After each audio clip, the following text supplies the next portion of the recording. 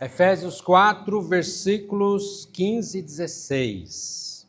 Diz a palavra de Deus: Mas seguindo a verdade em amor, cresçamos em tudo naquele que é a cabeça, Cristo, de quem todo o corpo, bem ajustado e consolidado, pelo auxílio de toda junta, segundo a justa cooperação de cada parte, efetua o seu próprio aumento para edificação de si mesmo em amor. Novamente, a leitura: mas seguindo a verdade em amor, cresçamos em tudo naquele que é a cabeça, Cristo, de quem todo o corpo, então Cristo é a cabeça, nós somos o corpo. E esse corpo bem ajustado, consolidado, pelo auxílio de toda junta, segundo a justa cooperação de cada parte, cada um fazendo a sua parte, efetua o seu próprio aumento para a edificação de si mesmo em amor. Vamos orar? Senhor, nós te agradecemos pelo privilégio que o Senhor nos dá de podermos estar, ó Deus, aqui para juntos aprendermos da Tua palavra. Abra o nosso coração, nosso entendimento, os nossos ouvidos espirituais para receber aquilo que o Senhor tem para nos falar nesta manhã. Obrigado, Deus, pela noite de descanso, pela chuva que o Senhor derramou sobre a terra e que o Senhor abençoe, Pai, cada família de Pontalina, do Brasil e do mundo, Pai. Que a Tua graça alcance cada coração e entre em cada lar, ó Deus, a palavra do Senhor, em nome de Jesus Cristo. Amém. Amém. Muito bem. Agora, na primeira página aí da sua apostila, onde está escrito Implantando Pequenos Grupos, nós vamos passar, porque algumas coisas nós já vimos e outras coisas nós não vimos ainda, né? Depois nós vamos fazer aí um ou dois sábados para a gente conversar sobre isso. Implantando pequenos grupos.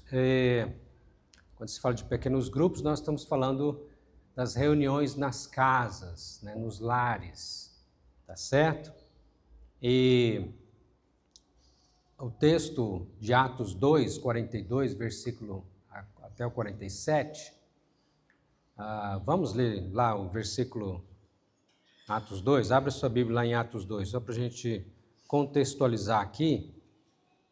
Atos capítulo 2, versículo de 42 a 47, nós temos aqui como viviam os convertidos, e eles viviam ali nas casas, nos lares, se reuniam, né? A igreja estava não só no templo, mas nos lares.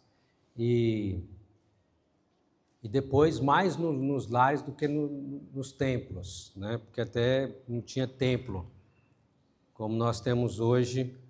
Havia o templo lá, o primeiro, reformado por Herodes, e depois que foi destruído, né? E aí se passou a reunir nas sinagogas, e depois então a igreja reúne nas casas, nos lares, até com o imperador Constantino, e aí vence novamente os templos, né? Todo mundo achou? Atos 2, 42? E perseveravam na doutrina dos apóstolos, na comunhão, no partir do pão e nas orações. Em cada alma havia temor, e muitos prodígios e sinais eram feitos por intermédio dos apóstolos. Todos que creram estavam juntos e tinham tudo em comum. Vendiam suas propriedades e bens, distribuindo o produto entre todos, à medida que alguém tinha necessidade. Diariamente perseveravam unânimes no templo, partiam pão de casa em casa e tomavam as suas refeições com alegria e singeleza de coração, louvando a Deus e contando com a simpatia de todo o povo. Enquanto isso, acrescentava-lhes o Senhor dia a dia os que iam sendo salvos. Então, como viviam os convertidos? Verso 42. Eles perseveravam na doutrina, ou seja, na Bíblia, na palavra de Deus, colocando em prática essa palavra. Eles perseveravam na comunhão, conforme o verso 42, no partir do pão, nas orações, e em cada alma havia temor. Ou seja, em cada alma havia um respeito, uma reverência, um amor a Deus. E assim a igreja foi crescendo nos lares, como depois você pode ler, depois a gente pode ler mais na frente, a gente vai levar também para casa essa revista posteriormente, para você ler, né, e acompanhar aqui, mas só destacando esse primeiro ponto aqui nessa primeira página. E um segundo ponto aqui, os pequenos grupos já existiam, Deus está mostrando lá desde Moisés, aquela multidão daquele povo, né? Jétro dá um conselho para Moisés que ele precisava de líderes que cuidassem de grupos de 10, grupos de 50, e assim todo o povo pudesse ser atendido, porque um homem só, Moisés, para atender toda aquela multidão era impossível. E assim, em Êxodo, está vendo o texto aí? Êxodo 18 conta essa história. Vira a página, vamos aqui ver como que Jesus, no seu ministério, na sua vida, usou muito as casas, né?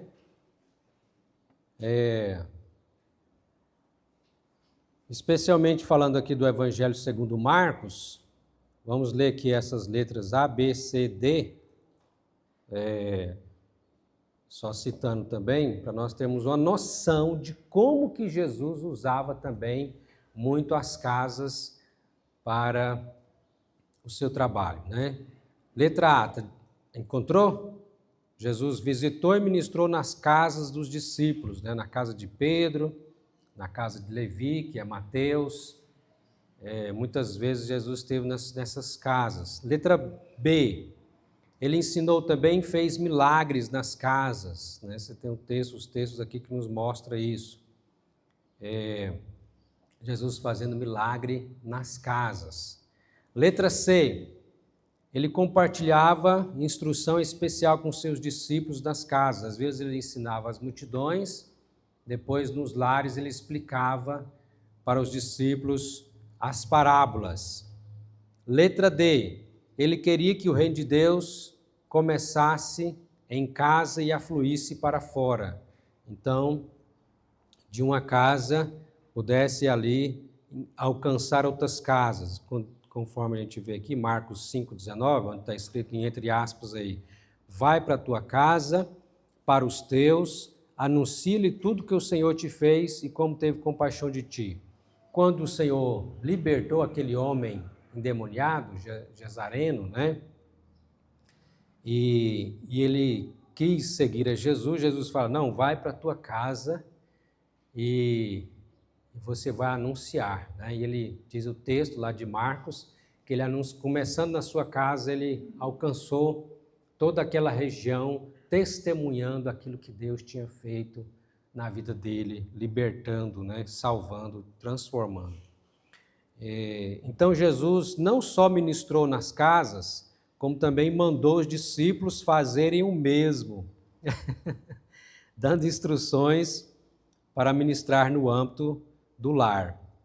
A gente vê isso quando ele envia os 70, de 2 em 2, indo para onde? Para as casas, para os lares.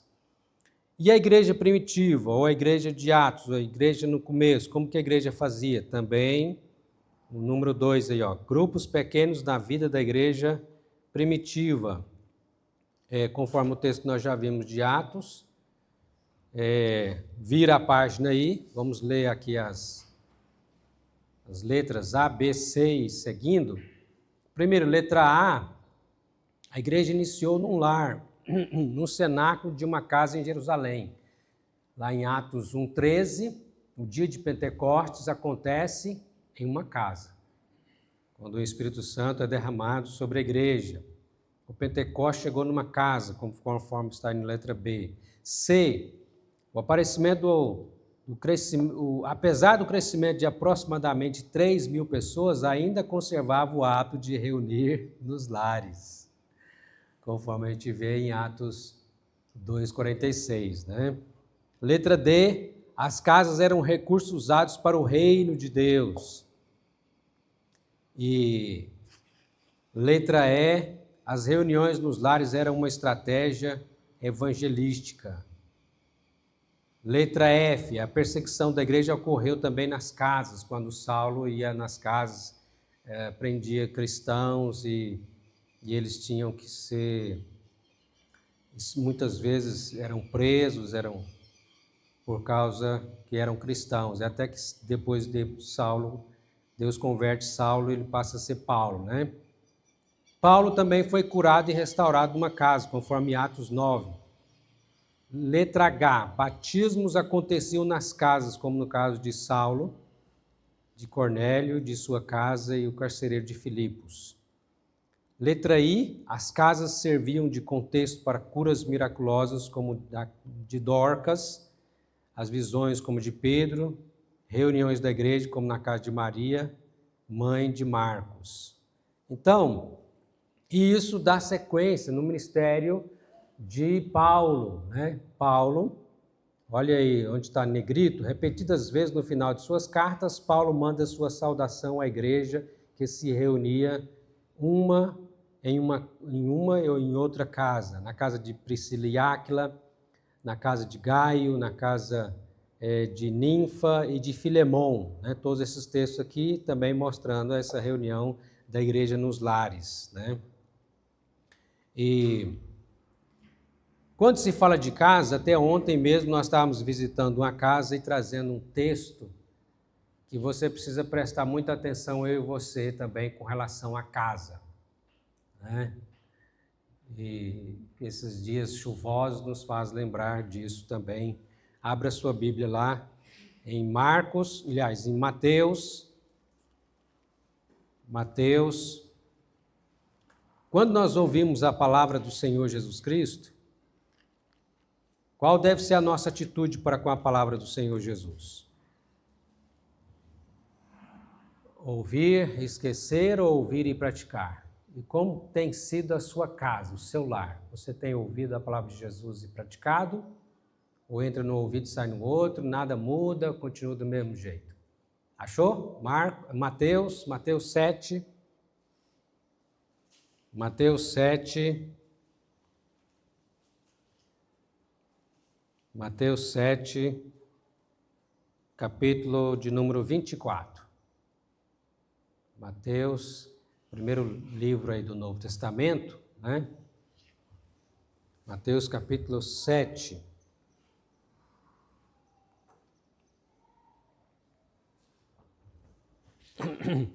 Vamos tentar ler juntos? Do verso 24 ao verso 27? Vamos lá? Todo aquele, pois, que ouve estas minhas palavras e as pratica, será comparado a um homem prudente, que edificou a sua casa sobre a rocha. E caiu a chuva, transbordaram os rios, sopraram os ventos e deram com ímpeto contra aquela casa que não caiu, porque fora edificada sobre a rocha. Todo aquele, pois, que ouve estas minhas palavras e não as pratica, será comparado a um homem insensato que edificou a sua casa sobre a areia. E caiu a chuva, transbordaram os rios, sopraram os ventos e deram com ímpeto contra aquela casa, e ela desabou, sendo grande a sua ruína. Amém. Duas construções, duas casas. Uma construída sobre alicerce, sobre a rocha, e outra construída sem alicerce, sobre a areia. E a tempestade vem para as duas, como vem para todo mundo, né? A tempestade vem para todos nós. Se você está vivendo no planeta Terra, aqui as tempestades não só físicas, mas as tempestades espirituais, as lutas, as tribulações, vem para qualquer um, para aqueles que creem em Deus, para aqueles que não creem em Deus, para aqueles que são gente boa, para aqueles que não são gente boa, para aqueles que estão na igreja, para aqueles que não estão na igreja, vem para todo mundo. Então, tempestades vem lutas, tribulações, vem para todos nessa terra. A diferença é aonde eu estou construindo a minha vida. É na prática da palavra de Deus? É na prática da palavra de Jesus? Isso que vai fazer a diferença. Então Jesus diz, aquele que ouve essas minhas palavras e as pratica. Então, nós não temos como ser neutros. Ou você pratica ou você não pratica. Se você praticar, se nós praticamos a palavra do Senhor, a nossa casa vai estar firme sobre a rocha, diante das tempestades da vida. Se não praticamos, ela fica fácil de ser derrubada diante das tempestades da vida, porque não tem um alicerce, não está sobre a rocha. E tem muito tipo de tempestade, não tem? Tempestades espirituais, vamos dizer assim, muitas tempestades, né? Uma doença pode ser uma tempestade, certo? Tribulação, né?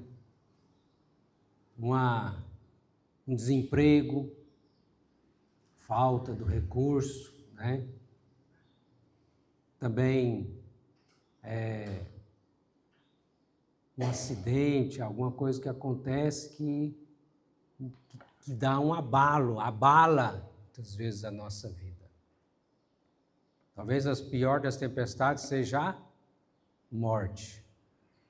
Concorda comigo? Mas até mesmo essa tempestade, a morte, para o cristão ainda é solução. Porque a palavra de Deus diz, quem crê em mim, ainda que morra, ressuscitará. Então, nem a morte pode destruir a vida do cristão, porque ele vai ressuscitar para a vida eterna. Amém? É nisso que você acredita?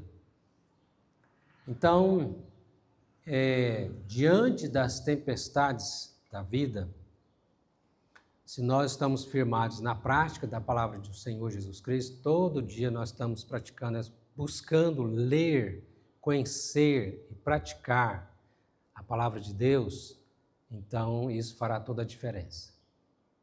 E uma casa se constrói da noite para o dia?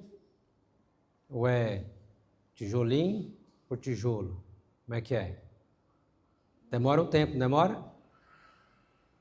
Assim também é a nossa vida, né? Todo dia a gente vai aprendendo um pouco mais da palavra de Deus e construindo, praticando as Escrituras, né?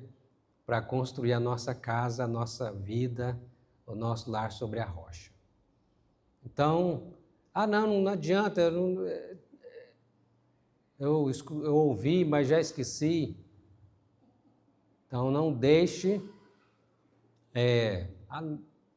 não adianta, esse não adianta, né, tomar conta da sua vida, porque adianta se você novamente, no outro dia, você lê de novo a palavra de Deus e você procura fazer aquilo que Deus está dizendo na sua palavra. É um processo, irmãos. É um processo. Como que você aprendeu a ler? Você já pegou diretamente o livro assim e já começou a ler já? Foi? Ou você, na escola, pelo menos na minha época foi assim, né? Hoje, na minha época era assim, ó. A, E, I, O, primeiro as vogais. Depois aprendia também o alfabeto como, né, de A a Z. E aí ia juntando as letras, não é? B com A, Bá. B com E, B. E assim, depois vamos juntar agora, formar as palavras. Não foi de uma vez, né? Você lembra quando você, pela primeira vez, leu? É uma experiência marcante, eu me lembro. Lembra? Foi emocionante, não foi? Até hoje, hein, irmã Ângela? Lembra, né? É bom demais, não é? Eu me lembro quando Eu tive essa experiência, né, com a minha mãe sentada na cama lá em casa e ela me ensinando na cartilha, né, a ler, né? Que eu já estava na escola, mas ela sentou comigo e foi me ensinar ali, né, fazer a tarefa. E aí quando eu consegui, né, fazer a leitura, gente, eu fiquei maravilhado. Que coisa maravilhosa. Muito bom. Então, assim, a nossa vida espiritual é um processo também. Você não vai entender a Bíblia de uma vez. Você não pode desistir. Você precisa todo dia se esforçar, ler e pedir ao Espírito Santo que, Senhor, ilumina a minha mente para que eu possa entender. E aos poucos você vai compreendendo, né? Eu me lembro que os Gideões, o pessoal que distribui os Novos Testamentos, lembra daquele, já ganhou o Novo Testamento, um azulzinho assim, desse tamanho, na escola? Isso foi distribuído aqui também, em Pontalina, né? E nós temos orado, pedido a Deus, Senhor, coloca fome no coração de cada um para ler a palavra do Senhor.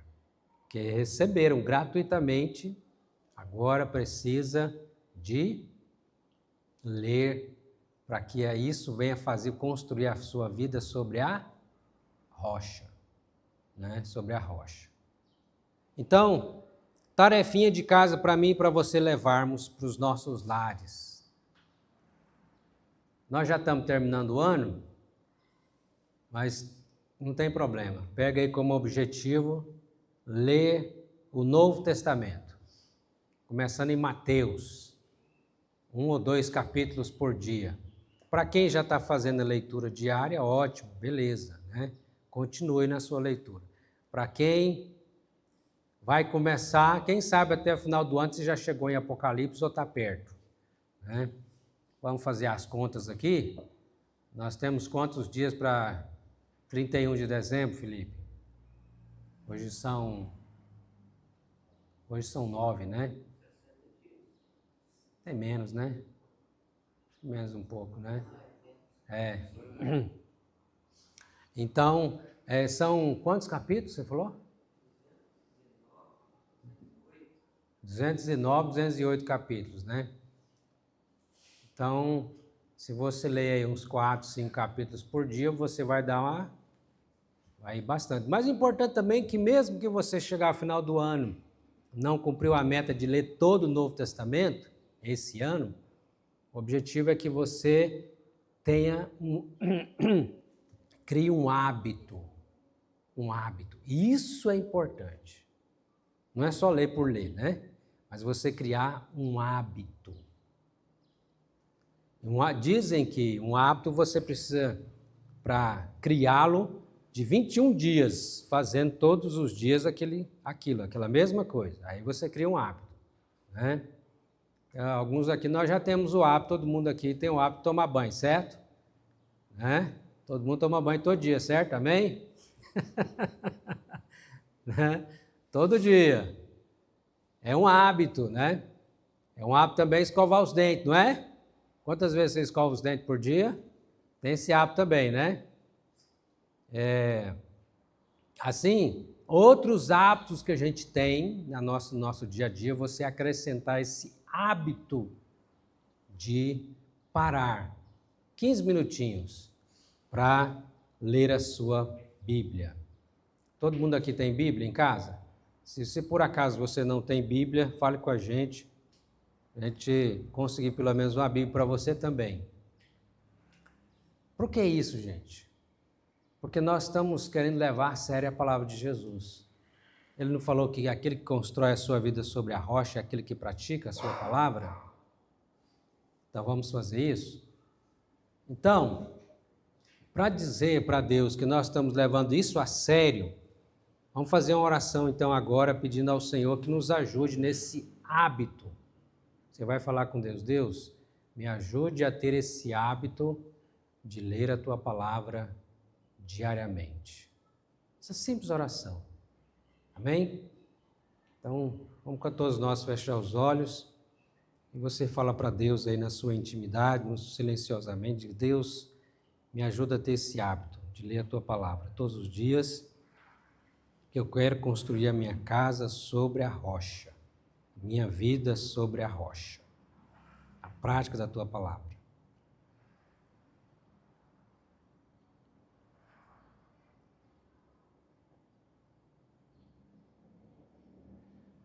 Senhor, nós queremos humildemente te pedir que nos abençoe nesse hábito, esse santo hábito de ler a Tua palavra todos os dias. Porque nós queremos construir a nossa casa, a nossa vida sobre a rocha, que é a prática da palavra do Senhor. Abençoe cada um, ó Deus, que fala com o Senhor agora em oração. Ó Deus, nesse desejo, para que diante das tempestades da vida que todos nós temos que enfrentar, a nossa casa possa ficar de pé. Nos ajude, Senhor, nós te pedimos e te agradecemos, em nome de Jesus. Amém. Amém. Você falou com Deus? Deus está com você, né? Você não está só nesse propósito. Amém? Voltando aqui à nossa apostila, seguindo aqui, na página 3, onde no finalzinho está escrito lá, a equipe, achou? Em negrito, lá na última, a equipe deve ter alvos de crescimento, entendendo que isso surge através de círculos de amizade e parentesco. Envolva o grupo e valorize sua participação nestes alvos. Por exemplo, um grupo de 10 pessoas pode ter o alvo de chegar a 15, um grupo de um lar, né? Está reunindo 10 pessoas, então vamos chegar a 15, vamos nos esforçar para convidar outras pessoas. Chegando a 15, pode fazer uma celebração especial, possivelmente doando um livro para a 15ª pessoa. Uma ideia. Então pode-se passar para um novo alvo e assim por diante, até que atinja um número suficiente para dividi-lo, ou seja, para formar um novo grupo, né? Um novo grupo. É muito gostoso, irmãos, nós, com a graça de Deus, no ano que vem, nós queremos estar fazendo isso, os pequenos grupos. Vira a página então aí, página número 4, onde está escrito ferramentas evangelísticas, né? E aqui nós temos com o propósito de abençoar os lares de Pontalina, né? Número 1, é uma ideia, uma ferramenta, uma maneira de trabalho, é mudar de uma casa para outra. Pode ser semanalmente ou pode ser de vez em quando. Uma casa talvez fixa num lar. Começa ali. Vamos fazer uma visita à casa de fulano. Quer que faz uma oração naquela casa. Então, nessa semana nós vamos para tal casa. Outra estratégia evangelística, número 2, manter uma cadeira vazia. Para que manter uma cadeira vazia? Para a gente sempre lembrar que aquela cadeira é do visitante que a gente não trouxe. Então vamos em busca, vamos atrás, né? Para que alcance outras pessoas, para que o nosso lar seja um lar que está aberto a receber outras pessoas. Então aquela cadeira ali fica nos lembrando. Número 3, estender o amor de Deus à vizinhança com criatividade. E ele aqui dá várias ideias, né? Olha só, onde está escrito aí, outras possibilidades inclui fazer uma serenata na vizinhança na véspera do Natal. Olha aí, está chegando o Natal. Quem já fez serenata aqui? Já fez? Olha que beleza. Como você fez serenata, Renato? É mesmo? Reunia a turma e ia. Que legal, hein? Eu também já fiz serenata, mas só, eu pegava lá o toca, naquela época, né, irmãos? Parece até que é tanto tempo assim, né? Mas hoje não tem mais isso, né? Vocês lembram da fitinha? Fita cassete? Põe a fita cassete, põe as pilhas no toca-fita E aí eu fazia algumas serenatas, né, algumas casas, tocando as músicas evangélicas, né? Muito bom, né? Então, olha aí. Mas pode ser também no gogó, né? Vai alguém que toca o violão, né? Para cantar lá, fazer uma serenata, né? Agora tem que ser, não pode demorar, né?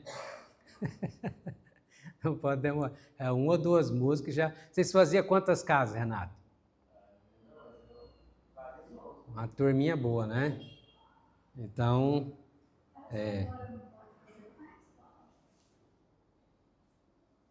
eu acho que pode, não pode perturbar, né?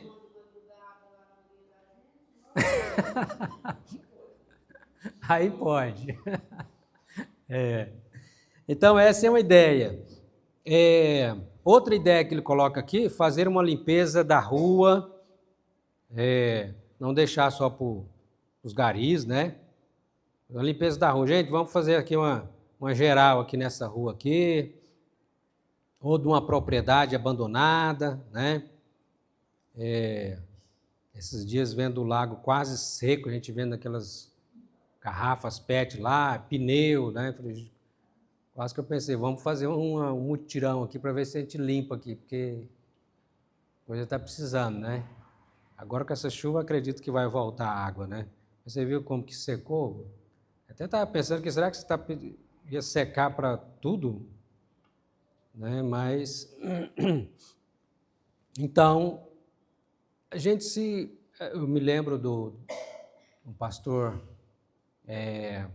contando lá na África, eles também fazia esse trabalho, eles chamavam de célula, né? Os grupos familiares, os pequenos grupos, às vezes ajudavam também na vizinhança as pessoas e assim ia conquistando, né? Fazendo esse tipo de trabalho, essa ajuda, né? Outra aqui, por exemplo, outra sugestão, ajudar com a pintura ou reforma de uma casa de um idoso, o necessitado, eles não têm condições, vamos eles juntam uma turma, vamos ajudar aqui pintando ou fazendo ali uma reforma, quem sabe até limpando, né? Outra ideia, né? Isso aqui alguns vão gostar, né? Jogar vôlei, futebol na rua, né? Convidando as crianças a participarem. Conseguir permissão para fechar a rua e fazer uma celebração com esportes, fazer uma festa de Natal, possivelmente com trocas de presente. Então, são ideias, muitas podem ser feitas, né? De maneira que a gente se envolva na vida da cidade, né? Então, são ferramentas evangelísticas. Número 4, orar pela salvação de 3 pessoas. Você está orando para que Deus venha salvar seu pai, sua mãe, seu filho, sua filha, seu esposo, sua esposa, seu vizinho, seu patrão, seu empregado, seu colega de trabalho? Quais pessoas que você tem na sua lista de oração pedindo a Deus por eles? Tem? Você tem essa lista? Se não tem, corre e faz essa lista, né? Orar todos os dias, pedir a Deus. Aí conta aqui o exemplo aqui, né? O último parágrafo aí, onde está escrito pastor Ari Veloso. Achou? Pastor Ari Veloso orou durante muitos meses por uma família cujos filhos frequentavam a escola de seus filhos. Em um momento de crise na vida dessa família, grava aí essa parte, né? Em um momento de crise na vida dessa família que o pastor já estava orando, a mãe perguntou à administração da escola se haveria alguém com quem pudesse conversar. Então encaminharam para o pastor Ari, que lhe mostrou então o caderno de oração que ele tinha, onde já estava orando por aquela família, né? Indicando que há meses, né, orava por eles para que Deus os abençoasse, né? E assim aquela família teve uma mudança de vida, né? Assim, irmãos, nós podemos ser bênção na vida de outras pessoas quando nós nos interessamos pelas pessoas de maneira intencional em abençoar. E às vezes as pessoas não vão interessar muito por aquilo que você fala, até elas entenderem que você as ama de verdade, não está preocupado simplesmente em que elas venham para a igreja, mas que você quer que elas sejam abençoadas.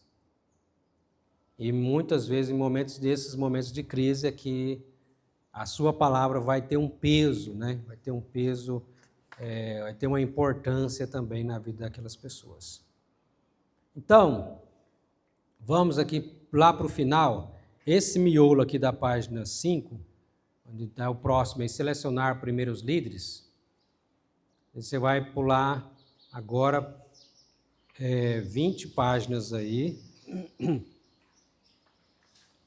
Não está marcado aqui as páginas, depois nós vamos marcar. Onde está escrito aqui 10 razões para se fazer pequenos grupos. 10 razões. A gente vai apenas ler essas razões e depois nós voltamos numa outra oportunidade. Então, o objetivo é que o seu lar seja abençoado e seja um lar que abençoe outros lares. Amém? Encontrei 10 razões para se fazer pequenos grupos. Lá no final, 10 razões.